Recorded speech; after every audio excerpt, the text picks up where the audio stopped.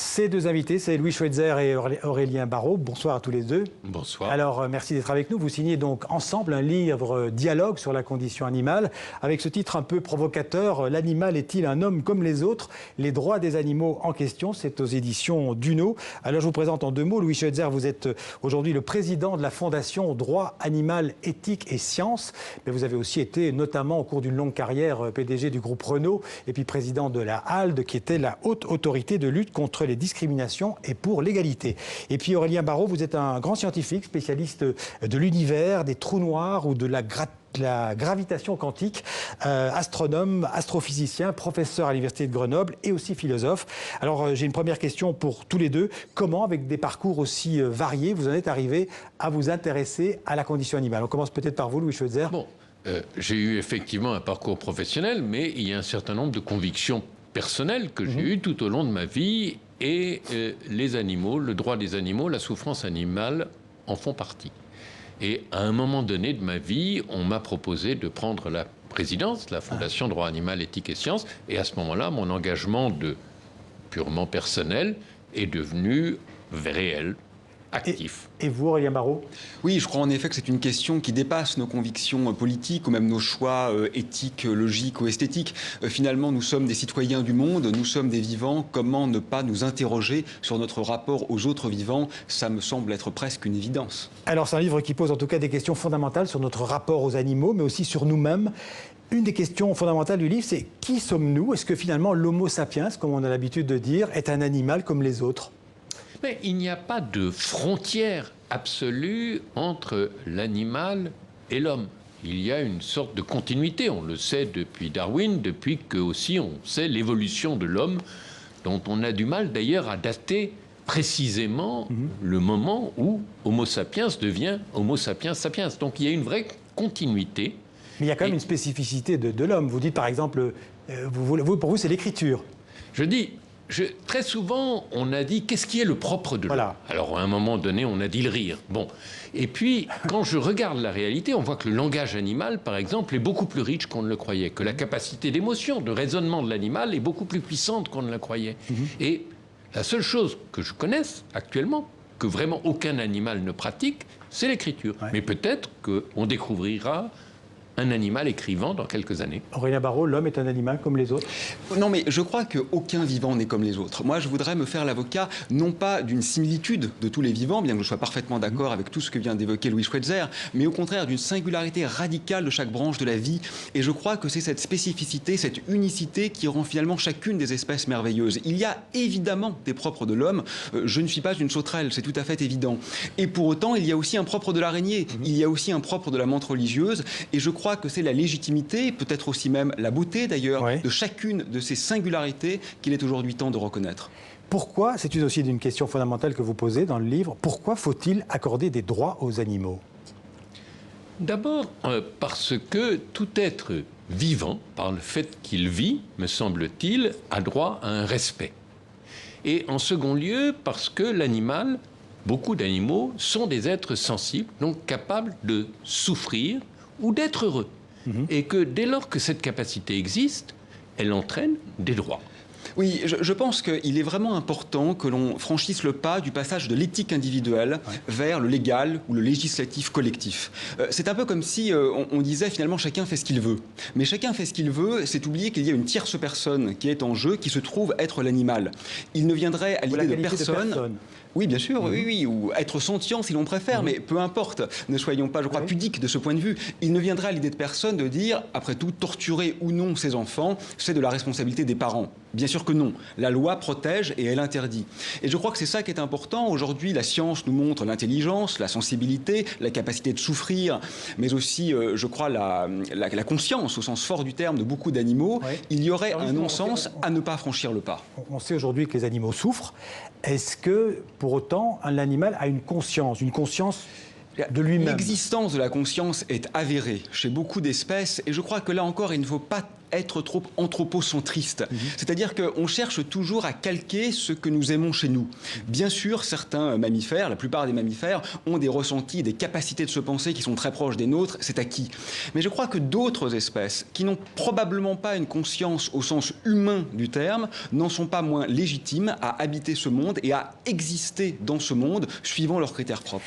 Alors, Louis Schweitzer, sur la question de ce droit animal, on a fait des progrès, notamment en France, depuis le 19e siècle. On a fait des progrès.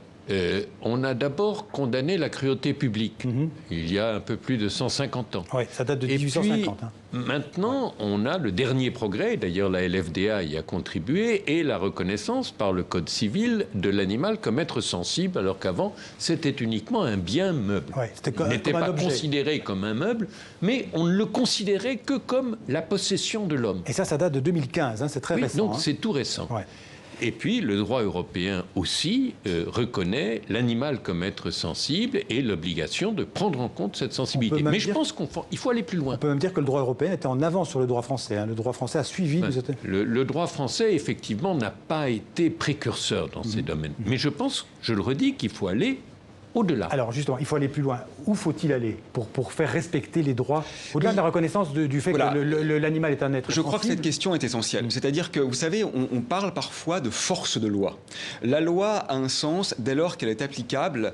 Il ne s'agit pas de fliquer naturellement et d'employer des moyens coercitifs, mais une loi qui n'est pas suivie des faits n'a simplement aucune valeur judicative. Et actuellement, il est vrai que s'il y a un progrès, que je souligne également dans le sens de cette reconnaissance d'un statut d'être sentient ou d'être sensible pour l'animal, ce qui est important maintenant, c'est que les faits s'en suivent. Et là, je crois que tout reste encore à écrire, puisque à ce stade, je dirais que la loi n'est pratiquement pas prescriptive. Elle n'entraîne pas, à ce stade, des faits, des actions et des condamnations notables. Ouais. Quand vous dites aller plus loin, Louis Schweitzer, pour vous? Alors, pour moi, étant observé quand même qu'il y a des condamnations pour cruauté à l'égard des animaux, ce qui était inconcevable, qu'on a objectivement restreint, par exemple, l'expérimentation animale au strict nécessaire. Donc, il y a eu des conséquences pratiques heureuses déjà. Alors, comment aller plus loin? D'abord, moi, je suis convaincu que de poser une déclaration des droits de l'animal, c'est utile. Pour les droits de l'homme, on voit qu'il a peut-être fallu 2 siècles pour tirer toutes les conséquences de la déclaration des droits de l'homme. Et encore, pas dans tous les pays, loin de là. Mais donc je pense que de poser les principes dans une déclaration des droits, c'est un progrès. Je pense que ça devrait être fait au niveau français et européen. Et nous avons fait des propositions à la LFDA pour cela. Et puis en second lieu, je pense que dans le concret, il y a beaucoup de voies d'action. Des normes, par exemple dans l'élevage, ou bien ce qu'on appelle le droit souple, qui est une façon de permettre à ceux qui sont capables d'avancer plus vite de ne pas attendre ceux qui avancent plus lentement. Alors, il y a une question aussi étonnante dans le livre, c'est est-ce qu'il faut accorder les mêmes droits à tous les animaux? Parce qu'on dit, vous signalez dans le livre qu'il y a des critères moraux qui interviennent, des critères de proximité avec l'homme. C'est évident qu'on n'a pas la même vision quand on parle des animaux de compagnie ou des animaux dits sauvages. Oui, c'est une question très importante. Moi, je pense qu'il est essentiel de ne pas reproduire les erreurs du colonialisme dans la sphère humaine, du point de vue de la sphère de la vie en général, des animaux en particulier. C'est-à-dire qu'il ne me semble pas éthiquement satisfaisant de définir la légitimité ou le droit à l'existence ou à la non-souffrance d'un animal exclusivement de par sa proximité avec l'humain. Je ne vois pas pourquoi les autres grands singes auraient plus le droit de vivre simplement parce qu'ils nous ressemblent.